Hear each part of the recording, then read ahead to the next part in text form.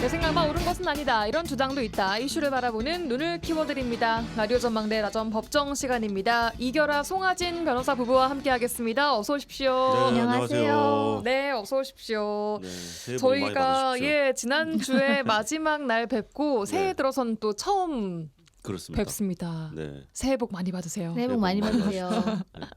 예, 어떻게 연초는 어떻게 시작하고 계세요, 두 분? 연초에 그러니까 저희가 지난주에 마지막 날 방송을 예. 했잖아요. 12월 31일 날 방송하고 이제 1월 1일에 해돋이도 좀 보고 이제 해돋이 보러 가셨어요? 네. 어디서 보셨어요? 저희는 그 동네 뒷산에서 동네 뒷산. 네, 간단하게 봤는데 네. 새해 다짐도 좀 새롭게 다지고 네, 그렇게 좀 시작을 하고 있습니다. 그리고 이번 주까지 재판 휴전기여서 그러니까요. 조금 이제 재정비를 하고 이제 전열을 가다듬는 그런 시간을 가지고 있습니다. 그래요. 언제까지가 휴전기예요? 이번 주 금요일까지. 금요일까지. 네. 그럼 살짝 좀 뭐 여유가 있는 연초였을까요? 그래도 상대적으로는 좀? 그렇기는 한데 이제 재판이 없을 뿐이지 일을 하지 않는 건 아니에요. 그래서 그래도 이제 재판 안 가니까 조금 여유가 있고 이럴 때 좀 밀린 일들도 좀 처리하고 그러고 있는 편이죠. 네. 예. 이 변호사님도 예, 함께 뭐, 가신 거죠? 새해 보러. 네, 예. 맞아요. 뭐 올해가 병오년, 뭐 붉은 말의 해라고 하던데 네. 다들 심차게 달리시길 바랄게요. 네. 고상하시겠다. 네, 그럴게요. 네, 좋습니다. 그럴게요. 감사합니다. 자, 오늘도 두 분과 함께 새해 첫 라전 법정. 일단 지난주에 이어서 새해 달라지는 제도를 살펴볼 건데 그에 앞서서 화제 사건 하나 좀 짚고 가겠습니다. 보니까 과자 한 봉지 값을 깜빡하고 결제를 안 했는데 검찰이 절도죄를 적용했다. 요거 어떤 내용입니까? 예, 이제 이 사건은 이제 재작년이 됐네요, 벌써. 2024년 7월 24일 이제 한 무인 아이스크림 점포에서 발생한 사건인데요. 네. 이제 당시 이제 김모 씨는 이 점포에서 이제 여러 가지 것들을 샀는데 그 중에 1,500원짜리 과자 한 봉지를 결제하지 않고 그리고 이제 냉동고 위에 아이스크림을 하나 올려놓은 상태로 예. 이 가게에서 이제 나왔나 봐요. 근데 예. 이제 주인이 보니까 과자는 훔친 거고 냉동고 위에는 그냥 아이스크림 그대로 놔서 이제 이게 녹아서 내가 손해를 봤다 이러면서 이제 신고를 한 거예요. 네. 그래서 이제 뭐 물론 이제 이 김 씨는 내가 이거 모르고 깜빡하고 이것만 결제 안 한 것이다 하면서 이제 합의까지 했다고 합니다. 10만 원을 주고 그 가게 점포 주인하고 그 점포 주인도 이제 처벌 원하지 않는다는 의사까지 밝혔는데 이제 이 사건을 수사한 이제 검사는 그래도 절도의 고의가 인정된다라는 취지로 기소유예 처분을 한 사건입니다. 기소유예라는 게 일단 죄는 되는데 예. 죄가 성립하는 사안이긴 하나 예. 사안이 뭐 경미하거나 반성을 하고 있거나 피해자하고 합의를 했거나 여러 가지 어떤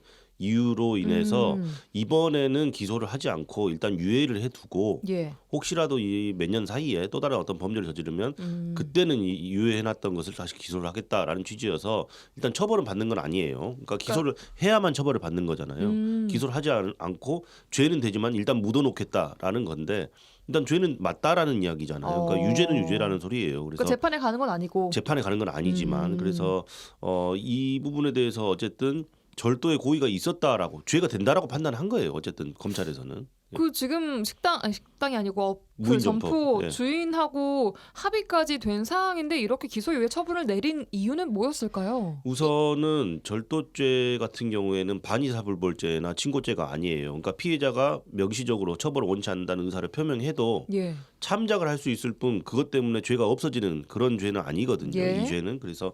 그리고 검사가 판단하기에는 이게 일단 죄가 된다라고 판단한 건데 예. 그 이유를 좀 뜯어서 보면은 네.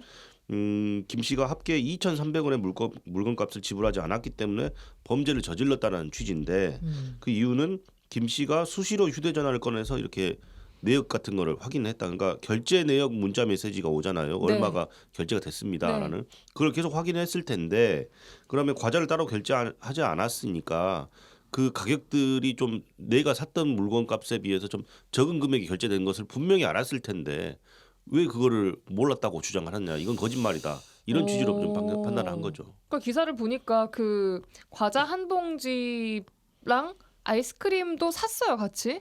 근데 아이스크림은 맞네? 그냥 냉동고 위에 올려둔 채로 아예 그러니까 그냥 그 계산하는데 가져오지 않은 걸로. 여러 가지 네. 물건을 샀는데 예. 일단 피해가 있었던 것은 냉동고 위에 올려놔서 녹아버린 아이스크림 한 800원짜리 개와 아이스크림 네. 하나와 그리고 결제하지 않은 과자값. 1,500원짜리 과자 한 봉지. 그래요. 그렇습니다. 근데 뭐 우리가 폰을 뭐 보고 하는 거는 사실 굉장히 그렇죠. 여러 가지 이유가 자연스러운 있죠. 여러 가지 이유고 이게 결제되는 금액을 건건히 확인을 하십니까 두 분은? 아니요, 그렇진 않죠. 그래서 저도 좀 말하는 것 같은데. 이 사실은 이제 검사가 이렇게 기소유예를 하면 예. 불복할 수 있는 게 한 가지 있는데 이제 헌법재판소에 예. 이 기소유예 처분이 너무 억울하니 이거를 취소해달라는 청구가 있어요. 헌법소원 청구가 있고 네.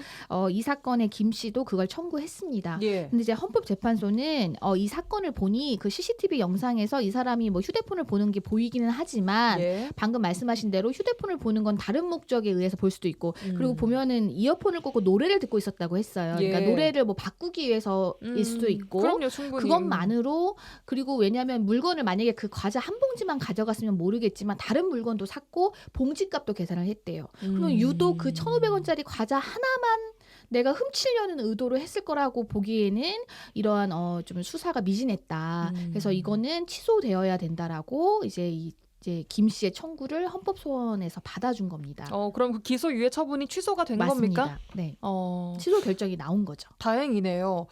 그런데 이제 사건 내용을 쭉 듣고 있자 하니 약간 좀 어디서 들어본 것 같은 비슷한 내용을 저희가 네. 나눴던 것 같은 기억이 납니다. 그 네. 초코파이 사건. 맞아요.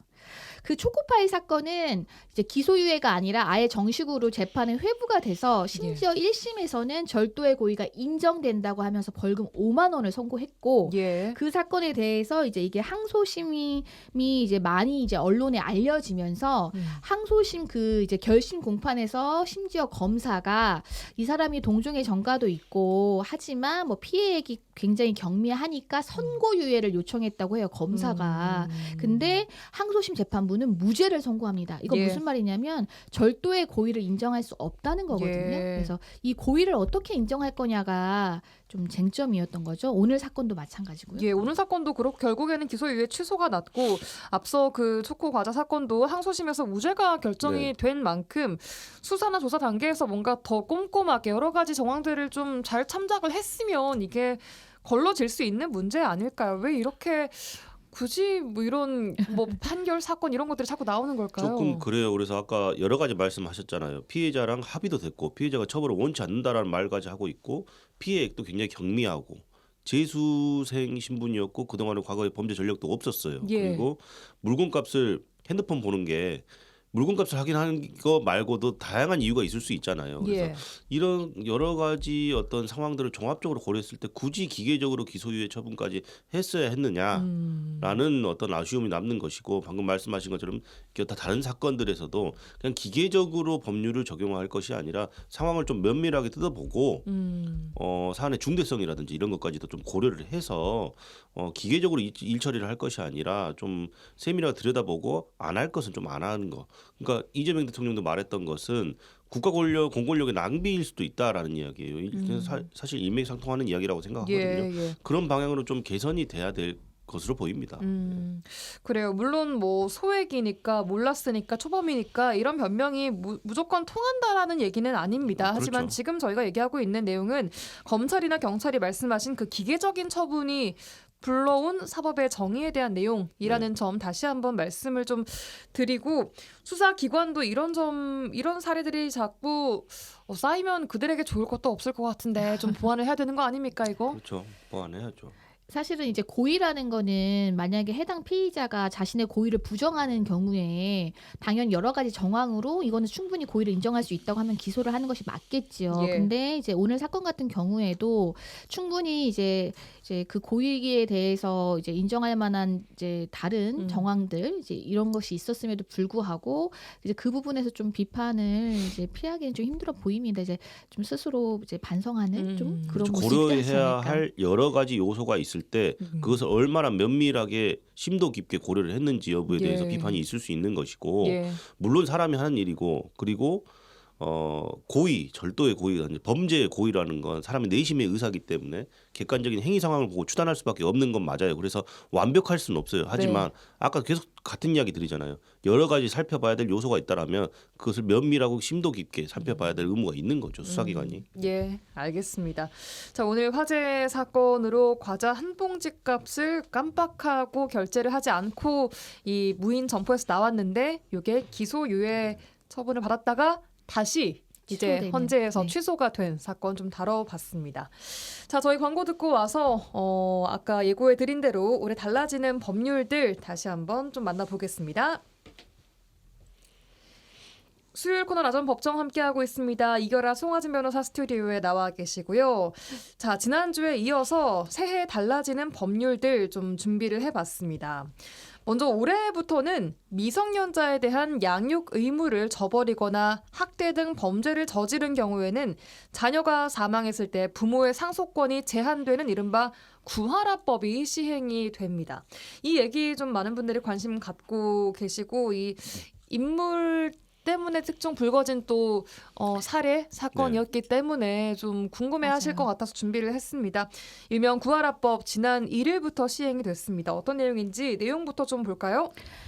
이제 방금 말씀하신 대로 자녀의, 그러니까 이 자녀는 이제 성년 자녀는 아니고요. 미성년 자녀에 대한 양육 의무를 하지 않은 부모가 자녀의 재산을 상속받지 못하도록 하는 상속권 상실 선고 제도입니다. 예. 민법상. 예. 상속권 상실 선고 제도가 지난 1일부터 시행되었습니다. 예, 그래서 이제 이 해당 조문은 민법의 1004조의 2로 이제 신설이 됐는데요. 예. 이제 뭐 미성년 자녀에 대한 부양 의무를 중대하게 위반한 경우에는 예. 이 이제 만약에 그러니까 자녀가 먼저 사망하는 경우를 말하는 거거든요. 네. 그때 이제 이 자녀가 뭐 생전에는 유언으로 나는 나의 어떤 상속 재산에 대해서 뭐 부모에 대해서는 이제 줄 수 없다라는 그런 상속권 상실의 의사를 표시할 수 있고 예. 뭐 이런 의사를 표시 안 했다고 하더라도 예. 이제 만약에 이제 이러한 상속이 발생했을 경우에 음. 다른 상속인들이 6개월 안에 이러한 사유를 6개월 안에 이거를 이제 선고를 신청할 수 있는 거죠. 상속권 상실 선고를. 예. 그렇다면 상속권 상실을 신청을 한 이후 이제 박탈하겠다라고 결정 내릴 수 있는 사유가 좀 구체적으로 조항에 좀 명시가 돼 있어야 될 것 같은데 방금 말씀하신 뭐 부양 의무를 중대하게 위반했던 경우들 또 뭐 유언에 그렇게 써 있던 경우 또 어떤 것들이 있습니까? 그러니까 일반적인 상속 결격 사유는 원래부터 있었던 걸 좀 말씀드리면 예. 당연히 고의로 직계 존속이나 피상속인을 살해하거나 한 자. 예, 예. 이건 원래 있었던 규정들을 예. 말씀드리는 거예요. 예. 그리고 뭐 고의로 상해를 가하여 사망에 이르게 한 자, 그리고 사기 또는 강박으로 상속에 관한 유언 또는 유언의 철회를 방해한 자, 뭐 이런 것들은 원래 있었던 규정이고, 예. 그리고 이번에 새로 개정된 법률에서 나온 게 피상속인, 그러니까 망인에 대한 어떤 부양 의무를 중대하게 위반한 경우, 그리고 피상속인 또는 그 배우자나 피상속인의 직계비속에게 중대한 범죄 행위를 하거나 그밖에 심히 부당한 대우를 한 경우, 예. 그러니까 피상속인뿐만 아니라 피상속인, 그러니까 돌아가신 분뿐만 아니라 예. 돌아가신 분의 배우자 나 아니면 그 부모, 직계 존속, 직계 비속, 자녀. 직계 예, 비속, 자녀에게. 직계 비속에게 중대한 범죄를 한 경우에도 다 포함시키는 형태로. 그래서 좀 굉장히 범위가 좀 많이 늘어났다라고 보시면 될 것 같습니다. 이제 법에는 뭐 중대하게 위반한 것이 뭐냐라고 뭐 구체적으로까지 설치는 안 돼 있고 네. 이거는 이제 결국에는 해석으로 가는데요. 그래도 우리가 이제 일반적으로 생각했을 때 예를 들어서 뭐 이제 아예 그냥 아이를 미성년일 때 예. 낳기만 하고 전혀 키우지 않았다거나 아니면 이제 이혼 후에 전혀 교류를 하지 않고 장기간 아예 그런 이제 이혼을 하더라도 부모의 자녀 양육에 대한 의무는 있는 거잖아요. 예. 근데 이제 그 양육 의무는 꼭 돈을 보낸다는 것이 아니라 예. 그런 의무를 전혀 하지 않았는데 사실 뭐 이제 법적으로는 내가 상속인이니까 1순위 상속인이니까 나에게 상속권이 있다라고 이제 주장하는 걸 못하게 하겠다는 거거든요. 예. 네. 그렇다면 아까 말씀하신 그 중대한 범죄 행위도 또 어떤 것들이 해당되는지를 좀 봐야 될 것 방금 같은데. 말씀드린 학대, 학대. 학대나 이제 방임 그리고 유기 이런 거 있잖아요. 이제 뭐 명백한 범죄 행위로 볼 수 있는 경우에는 이런 행위뿐만 아니라 뭐 신체적인 물리적인 학대가 아니더라도 아까 말씀드린 장기간 그냥 아예 뭐 그냥 이제 나았을 뿐이지 방치했다든지 그냥 아예 그냥 서로 모르고 살았는데 나중에 이제 뭐 이렇게 알고 보니 뭐 재산이 많아서 이제 그거에 대한 이제 내 상속인수의 권리만 주장하게 하겠다. 이제 이런 거 못하게 하겠다는 이제 못하게 하도록 하겠다는 그래서 거죠. 법률 규정 자체로만 보면은 예. 중대하게 위반한 경우, 부양 의무를 중대하게 위반한 경우, 아니면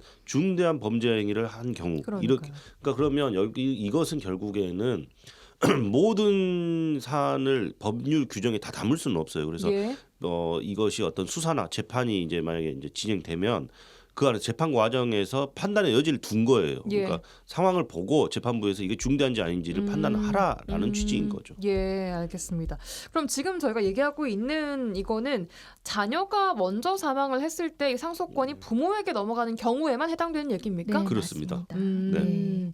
이제 우리의 상속 순위는 이제 원래 자식이 제일 먼저예요. 자녀가. 근데 자녀 없이 사망하는 경우도 있잖아요. 그러니까 원래 상속 순위는 사망했을 때 돌아가신 분의 자녀가 본인의 1순위. 자녀에게 네. 상속되는 게 우선이다. 네. 예. 배우자고 만약에 배우자가 있다면 그러니까 배우자와 자녀가 1순위고 예. 만약에 없다면 2순위로 부모거든요. 예, 이제 그 경우에 이 상속권 선고를 그러니까 상실하는 이 선고 제도는 예. 그 이제 먼저 자녀가 먼저 이제 사망을 하고 이제 그 돌아가신 자녀의 또 다른 자녀가 없이 이제는 부모가 상속 순위로 이제 1순위가 되는 경우, 예, 그 경우를 산정한 혹은 거죠. 배우자도 없을 때. 네. 네. 배우는 어차피 동순위이긴 하기 때문에. 그래요. 네. 알겠습니다.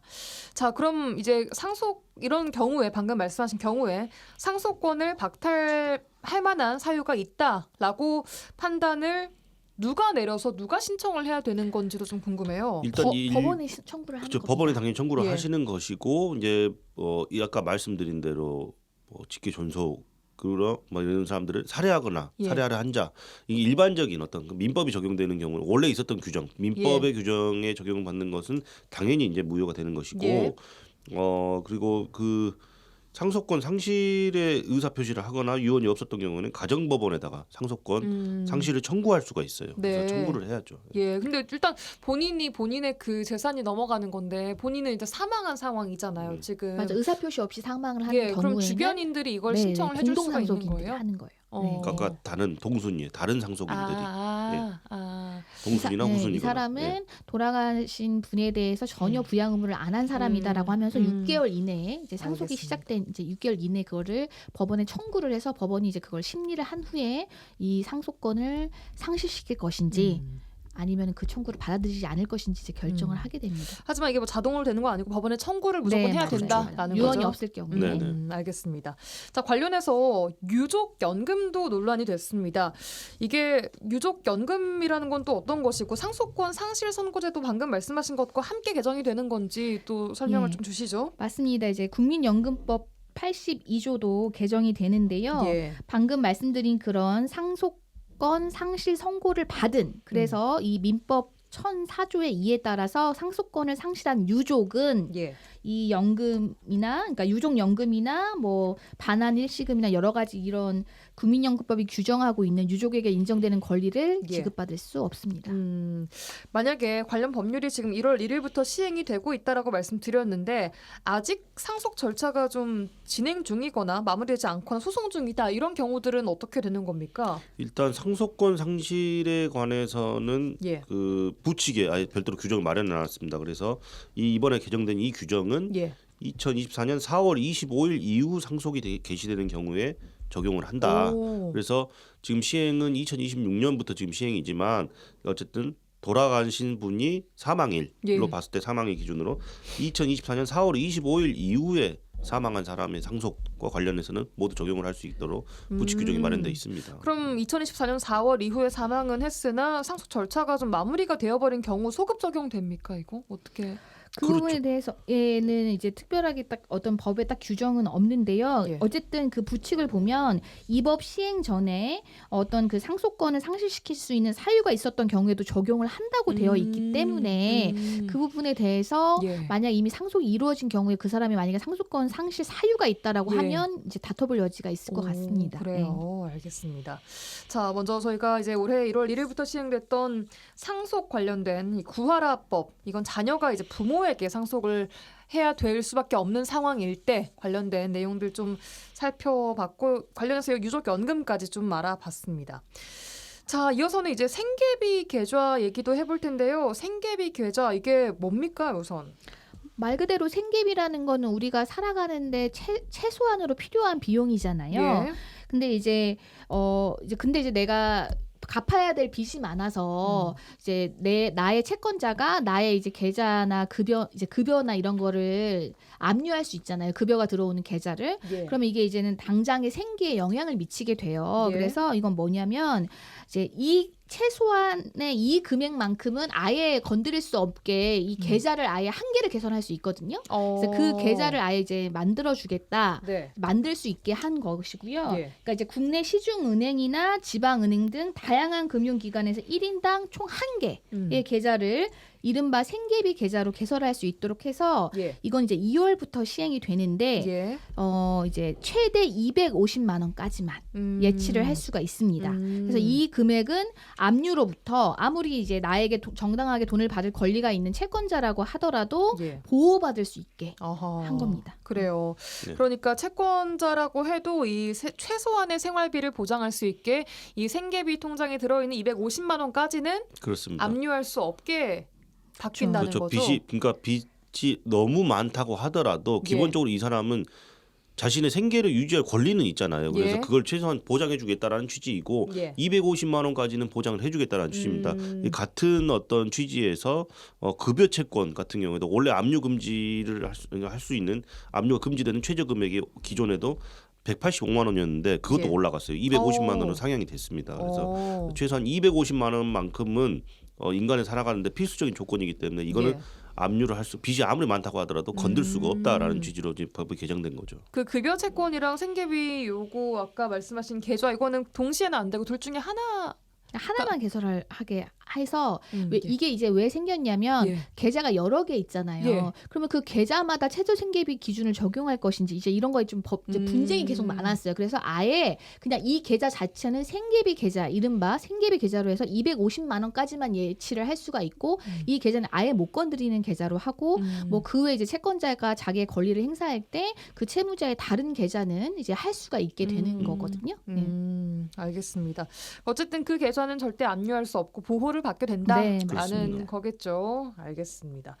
원래 이건 없었습니까? 이 생계비 계좌 지정이라는 것은? 생계비 계좌 자체를 만들 수 있게 이렇게 뭐 법적으로 그런 제도를 만든 적은 없고 네. 규정은 있었습니다. 우리가 압류를 하더라도 이 사람의 이제 최저 185만 원 이제는 못 건들게 최소 그게 있었는데 예. 이게 이제는 분산이 되다 보면 만약에 어떤 계좌에 50만 원 들어있고 뭐 어떤 계좌에 200만 원 들어있고 뭐 이런 식으로 하면 이거 어떻게 적용할 것이냐에 대한 계속 분쟁이 생기다 보니까 아예 이제 한 이거를 계좌를 지정을 네. 해서 1인당 한 계좌만 아예 생계비 계좌로 만들 수 있게 그리고 하는 금액이 거죠. 좀 올랐고 네, 250만 맞습니다. 원까지로 네, 맞습니다. 알겠습니다.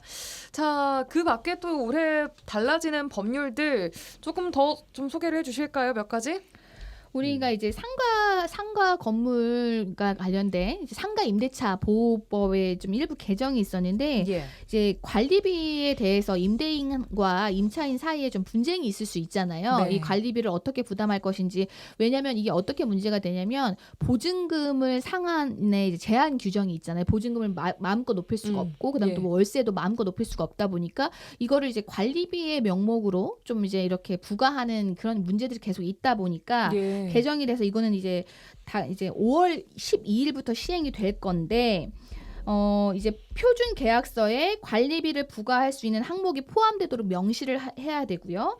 그다음에 임대차 계약을 할 때 이제 임차인하고 임대인하고 합의 시에 이제 이 관리비를 납부하는 경우에 임차인이 임대인에게 이 관리비 부과 내역을 요청할 수가 있게 아예 법적인 규정을 만들었습니다. 오. 그래가지고 이제 이른바 그 깜깜이 관리비를 문제를 해결하겠다라고 해서 이 규정이 신설이 됐고요. 예. 그 외에 또 이제 어쨌든 임차인을 보호하는 그런 네 맞습니다. 제도인 보호를 거네요. 더욱 좀 상가에서. 강화하는 저 방향으로. 그러니까 월 차임이 따로 있고 근데 관리비가 따로 있잖아요. 예. 근데 관리비 깜깜이 관리비라고 아까 이결호 변호사가 표현을 했는데 그러니까 월세만큼은 아니어도 월세에 준하는 정도의 굉장히 고액의 관리비를 부과하는 경우들이 많잖아요. 근데 관리비는 뭐 정해져 있는 거 아니야? 전기세나 뭐 그거 외에도 그거 외에도 어. 뭐 저기 유지비, 청소비 뭐 이런 명목들 많이 있지 않습니까? 그래서 그런 명목으로 그러니까 부당하게 가져가서는 안 되고 그 내역을 공개해야 된다는 취지로 그러니까 임차인을 보호하기 위한 취지로 이렇게 규정이 개설된 거고. 예, 그리고 또요. 네, 또 뭐 추가로 말씀드리자면은 변호인 스마트 접견 이거는 이제 좀 뭐 저희하고 관련도 있는 건데 뭐예요? 변호인이 스마트 접견. 그 교정 시설에 수용된 사람을 접견을 하려면 반드시 직접 찾아가거나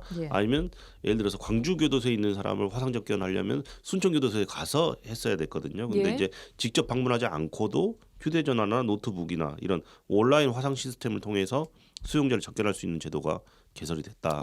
그럼 변호사 사무실에서도 할 수 있게 된 예, 거예요? 굉장히 편리해진 거죠. 그러니까 지금 재판도 영상 재판을 많이 하고 있거든요. 예. 근데 점점 이렇게 기술이 발전해가면서 좀 더 편리해지고 있는 그런 그거는 상황이라고. 이제 피고인이나 수용자 입장에서도 변호인을 더 이제 쉽게 만날 수 있다라는 거에서 이제 권리가 보장되는 거고 예. 또 그 외에 이제 범죄 피해자의 지원에 대한 것도 확대가 됐습니다. 네. 이제 범죄 피해자가 만약에 범죄로 인해서 5주 이상 치료가 필요한 그런 상황에서 이제 생계 위기에 처한 경우에는 예. 월 평균 임금 수준의 생활 안정비를 1회 지급하는 이런 긴급 생활 안정비 라는 것이 신설돼서 예. 이제 범죄 피해자를 좀 더 두텁게 보호하는 방향으로 가고 있습니다. 예, 알겠습니다.